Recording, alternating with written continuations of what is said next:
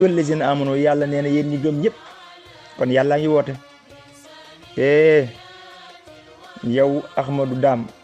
yow diw yow diw yow diw góor ak jigéen ak ci ñoom mag ak ndaw suñ borom woona mbooleem ku gëm yàlla muy nit ak jinne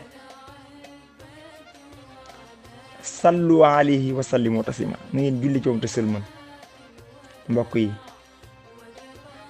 kon ndax loolu waruñ cee góorgóorlu bu baax a baax takkaat suñuy laxasaay bu baax a baax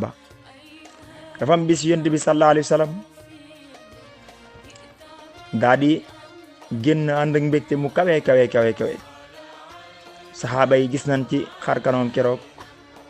mu bég lool sax mu nit bu bégee moom na ci jàmm na nga xam ne kii mi ngi ci jàmm waaw da ngay gis leen ndeysaan xew àdduna am wala dara xew moo xam xewu diine la kenn ku nekk la leen di bégal kul hizbin bima ladayhim farihun